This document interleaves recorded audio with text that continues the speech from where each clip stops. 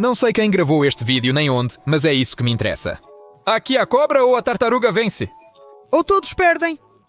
Todos ganham? O que está acontecendo?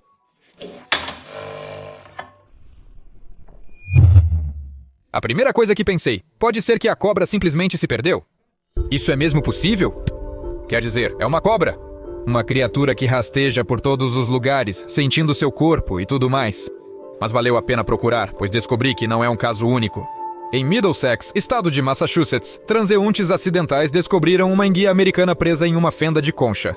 A cobra tentou morder, mas não calculou o tamanho ao enfiar a cabeça para dentro. A enguia teria ficado presa na concha se não a tivessem retirado. Assim, a cobra presa na carapaça do caranguejo tem o direito de existir. Ela está presa, incapaz de se soltar apesar dos esforços máximos. Enquanto isso, a tartaruga continua dentro, movendo as patas. Que péssimo, a cobra tem que se soltar. Provavelmente ela planejava atacar a tartaruga, mas as aberturas na carapaça eram pequenas demais. Escute, talvez a própria tartaruga tenha capturado a cobra e depois a arrastou consigo? Não surpreende que a pobre esteja em pânico, com a tartaruga ainda viva. As tartarugas possuem mandíbulas fortes, podendo segurar uma cobra.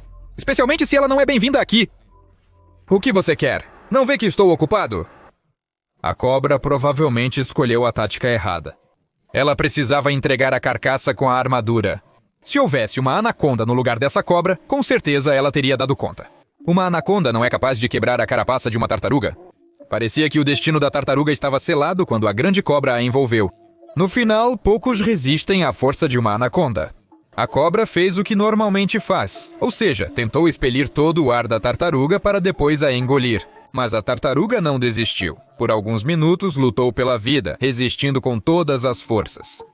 Então um homem veio ajudá-lo. Em suma, mais um final feliz. Exceto para a anaconda, que ficou com fome. Bem, o que ela esperava quando atacou a tartaruga? A natureza deu a este animal uma proteção universal contra cobras. O casco de osso e placas duras da tartaruga a protege de muitos predadores, não só cobras, impedindo que cheguem à sua carne. Quebrar o casco é extremamente difícil. Principalmente quando você é uma cobra não preparada fisicamente para esses desafios. Ainda mais quando a tartaruga pode morder em resposta. As tartarugas mordem para se defender, mas a tartaruga de Griffon é uma verdadeira guerreira nisso. Primeiramente, ela é muito agressiva. Além disso, é um predador pronto para comer qualquer carne, inclusive pequenos jacarés. É necessário ter cautela e considerar a tartaruga de Griffon potencialmente perigosa. Esta espécie pode morder a mão que a alimenta, e houve casos raros em que as pessoas perderam os dedos. As tartarugas Griffon adultas têm poucos inimigos naturais, o que não surpreende. Quem se atreveria a se aproximar de tal criatura? Se falarmos sobre cobras, tartarugas não são exatamente o seu prato favorito. Aqui as coisas são simples, as cobras não têm dentes. Mesmo as espécies venenosas não mastigam o que estão prestes a comer, sendo forçadas a engolir a presa inteira. E sim, suas bocas podem se esticar tão largamente que podem caber animais 3 vezes maiores que suas cabeças. Porém, as cobras têm dificuldades na digestão. Os cascos nas cabeças não são só grandes, mas também têm bordas irregulares. Quando a cobra tenta engolir a tartaruga, corre o risco de ferir seus órgãos internos. Então acaba sendo uma refeição com risco de hemorragia interna. Que posição no menu! Não é surpreendente que as cobras raramente escolham tartarugas. Mas os problemas com as carapaças não ocorrem apenas com as cobras. Eu estou começando a pensar que isso é algo como um anel de Mithril, só que do mundo animal. Aqui está a águia branca, o mesmo monstro que todos temem. Tentou comer uma tartaruga marinha e se sufocou. Ademais, a chance de uma águia branca se sufocar é mínima, mas o fato persiste. Pescadores viram uma águia com uma tartaruga no bico e no dia seguinte encontraram a ave morta. Vale a pena mencionar que os tubarões raramente comem tartarugas? Steve se afogou com a tartaruga. E por que isso? Porque ele pulou a aula de história na 5ª série. O quê? Espere, como aconteceu que os crânios conseguiram uma armadura tão assustadora? De acordo com pesquisas publicadas na revista de 30 de maio de 2013, as carapaças de tartarugas possivelmente começaram a se desenvolver há 260 milhões de anos atrás. Você deve imaginar que foi há um tempo infernalmente longo. Infernalmente há muito tempo, eu diria. Há cerca de 252 milhões de anos houve uma extinção em massa na Terra. O mais sério na história. 81% das espécies marinhas e 70% das espécies terrestres de vertebrados desapareceram, mas os ancestrais dos répteis sobreviveram. De fato, as datas mencionadas são condicionais e existem divergências entre os cientistas sobre elas. Porém, de acordo com a pesquisa mencionada, os répteis desenvolveram suas carapaças apenas alguns milhões de anos antes da extinção em massa. Talvez seja graças a isso que eles não foram extintos? Mas isso é só uma suposição minha. A carapaça é um antigo método de defesa que ajudou as tartarugas em toda a sua evolução, impedindo que predadores as comessem. Graças a um pedaço de fezes fossilizadas de um antigo tubarão, os cientistas descobriram que a última refeição do predador, que viveu há 70 milhões de anos, era uma tartaruga antiga. Um tubarão recém-nascido comeu uma tartaruga recém-nascida e não conseguiu digeri-la. A presa era grande demais para o tubarão digerir completamente, levando à sua morte. Segue o capítulo 3, seção 5. Os tubarões sempre tiveram problemas com crânios. E não apenas tubarões. Às vezes, as pessoas encontram peixes que não conseguem digerir até mesmo pequenos crânios. Claro, talvez eles simplesmente não tenham tempo, mas o fato permanece um fato. É possível encontrar uma tartaruga viva dentro de um peixe. É improvável que esse truque funcionasse com outro animal. Espere, eu sempre falo sobre como a carapaça da tartaruga é resistente e como é difícil de mastigar ou quebrar. Faltam números precisos. A carapaça de uma tartaruga terrestre é mais dura do que a de uma aquática. Eles evoluíram para ter cascos mais resistentes porque não podem fugir para a água quando ameaçados. Estima-se que o casco das tartarugas terrestres possa suportar o dobro do peso do animal. Em suma, até 450 quilos de pressão podem não ser suficientes para quebrar a carapaça de uma tartaruga. Nem mesmo jacarés e crocodilos conseguem sempre lidar com isso. Afinal, o crocodilo do Nilo possui as mandíbulas mais fortes do planeta. Sim, e os outros também sabem morder.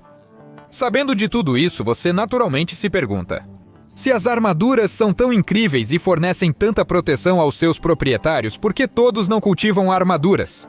Parece que isso teria livrado os animais dos problemas com predadores e extinção em massa. Não é tão simples quanto parece. A carapaça de uma tartaruga não é exatamente a mesma coisa que a carapaça de um caranguejo ou de um caramujo. Um ser que se esconde não pode simplesmente sair dele, porque a carapaça é parte do corpo. Ele é composto por costelas e vértebras modificadas de forma especial. De acordo com o paleontólogo Tyler Layson, essa pode ser a principal razão pela qual ninguém mais desenvolve tal carapaça. As costelas dos mamíferos e tartarugas são usadas para ventilação pulmonar.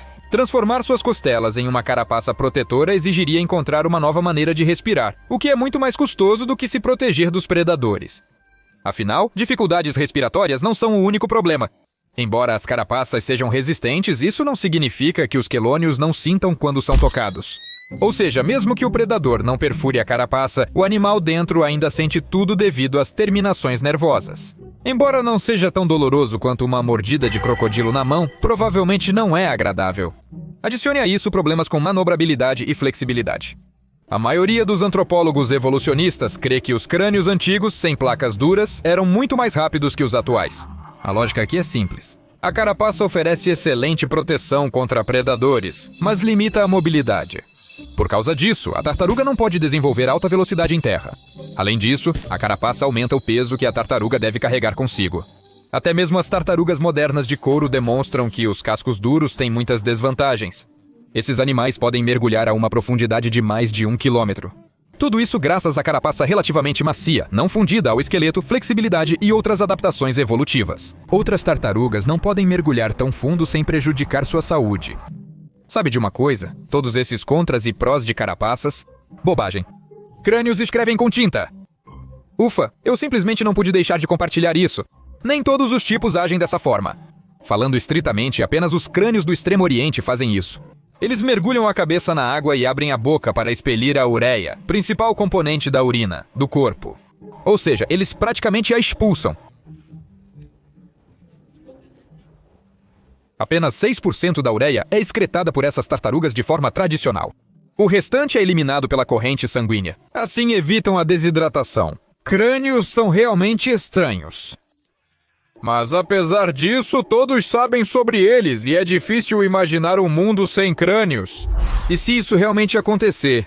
Suponha que os predadores aprendam a quebrar cascos e comam todos os crânios do planeta. E então será um planeta muito fedorento.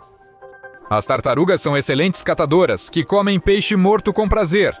Se você sabe como cheira um peixe podre, pode imaginar o tipo de odor do qual as tartarugas nos salvam. Se desaparecerem, será difícil se aproximar de muitos corpos d'água.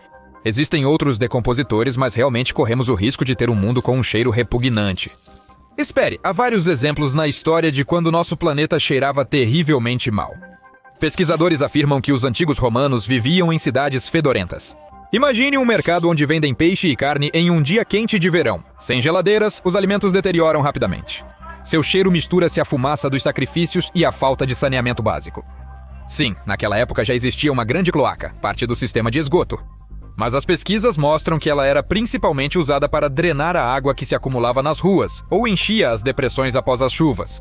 Ou seja, ela não era usada para remover, digamos, resíduos humanos.